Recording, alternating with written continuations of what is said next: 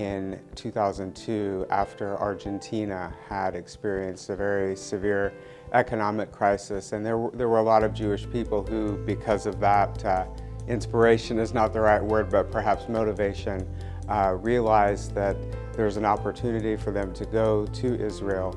And so there's a large increase in number of people who were going. So the Jewish Agency asked Ezra International to help process these people and specifically give the type of aid that we usually give. We offered special assistance as well for some Jewish citizens of Argentina who, had some other needs and things like that.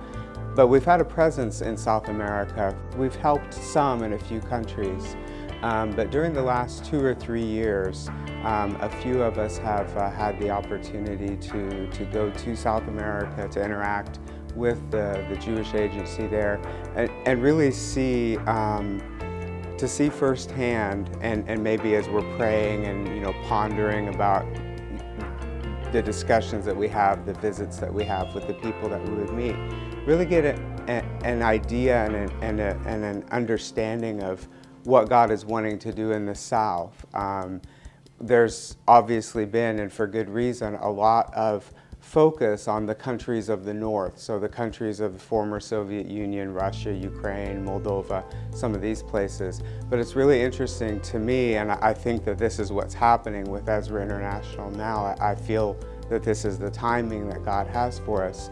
But in Isaiah chapter 43, verse 6, God says that I will say to the North, give them up. And when we think back to the days of the Soviet Union when Jewish people could not immigrate from those countries, it was as though they were being, in a sense, held captive. But he also says later in the verse, he says, I will say to the South, do not hold them back.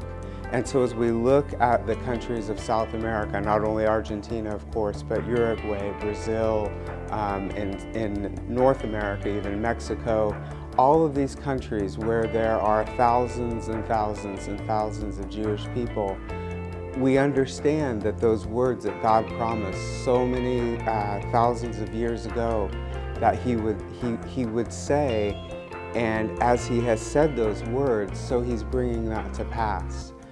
So to me, what we're seeing right now and what my role in Ezra as director for Latin America is to really focus and as God leads, to combine His promise with the purpose that He has today for people in those countries to be involved in assisting the Jewish people as they come home. So we were meeting with a few pastors in Buenos Aires and talking to one another, discussing the work of Aliyah, discussing Ezra. And we had these wonderful pastors who were so nice and so kind, and they were saying, whatever I and my church, whatever we can do to help your ministry, we're willing to do it, and this is going on. One pastor after another is saying this, and they're very sincere. They mean what they say. But then one of my colleagues said, it's a really beautiful thing for us that you're so kind to offer this to you. But she said, actually, it really should be the opposite. God has given you a calling to help the Jewish people in your country go back to Israel. Our job at Ezra is to equip you so that He's able to work through you so that you can accomplish that goal, so that He can accomplish that goal through you. And I thought, that really gives me an understanding of what we are supposed to be doing at Ezra. This calling of God is something that He is serious about. And as He's serious about that calling, He will bring forth the people that He has determined that He will work through so that they can be involved, and so that calling will be fulfilled. One that really struck me recently is Isaiah chapter 49, verse 22. And for people familiar with Aliyah, the return to Israel, it's a pretty familiar scripture. It's talking about how God will call the Gentiles, and He will, that the Gentiles will bring His people in their arms, and they will carry your daughters on their shoulders. And I was thinking about that actually just on a recent trip to Israel. And I thought, if you look at the language there, to me, it conveys obviously God's purpose, that his people will come back, that the Gentiles will have a role, but it also describes, it helps explain our relationship with the Jewish people as we respond to that call. If you're carrying someone in your arms, there's an intimacy there. There's a caring there that you have. If someone is on your shoulders, the same thing. And so that was interesting to me, because not only are we doing, we're not just doing a job, but God shows us what our heart should be as we're fulfilling that role.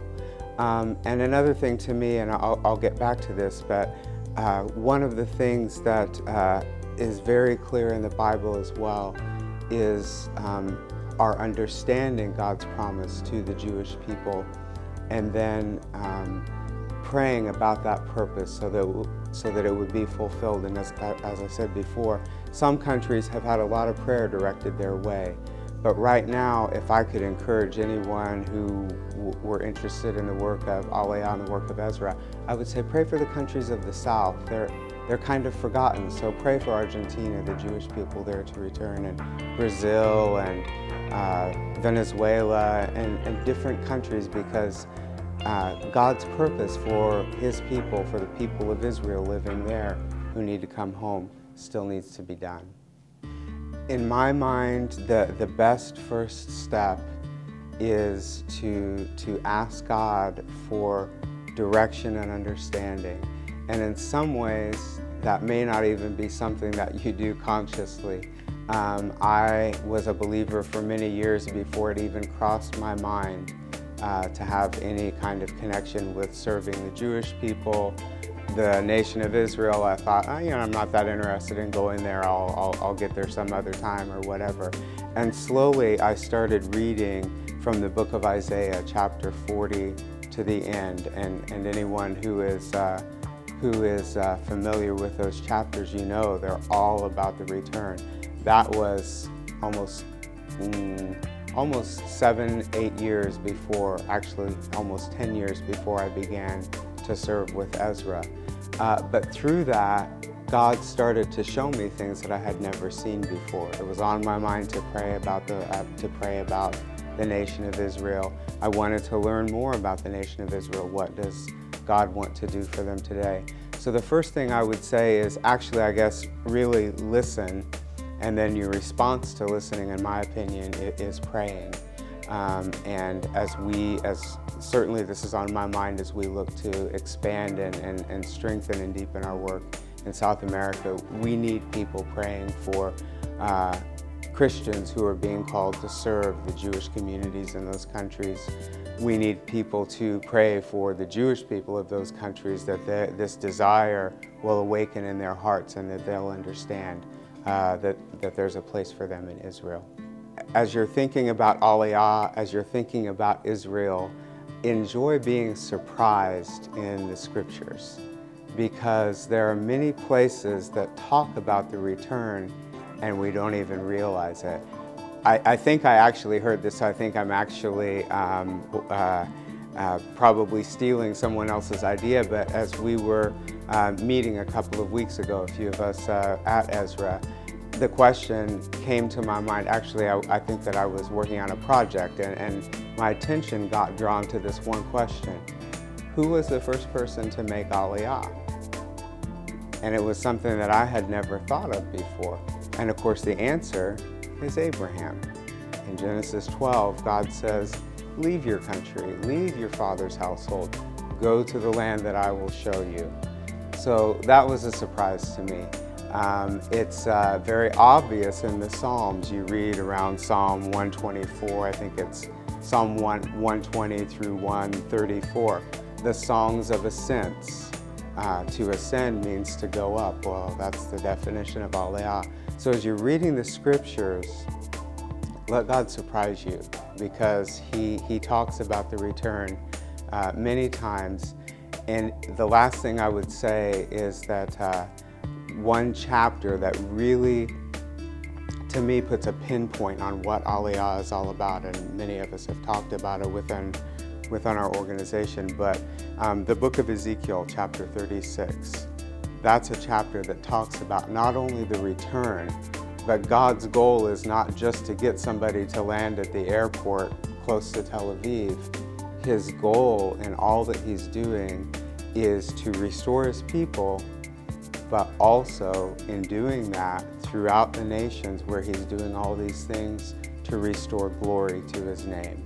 So that's not a surprise. That's really what the scripture is all about. And in Ezekiel 36, God reaffirms that Aliyah is an important part of the whole process. I can look back through my life, as I said, ministering to Israel, serving the Jewish people was not something that had really crossed my mind until the last 10, 12, 13 years, something like that. But I can look earlier in my life and see things that God was doing in my life before that have prepared me for the work that I'm doing with Ezra. I work now in Latin America. My Spanish is improving all the time, but I hadn't used my Spanish for 20 years. I speak Russian. I had spent time in Ukraine working there, and that was preparation. But it's interesting now to see me remembering Spanish words that I learned when I was 14 and 15 in high school and thinking, hey, this is incredible. This is actually useful. Something I hadn't imagined before.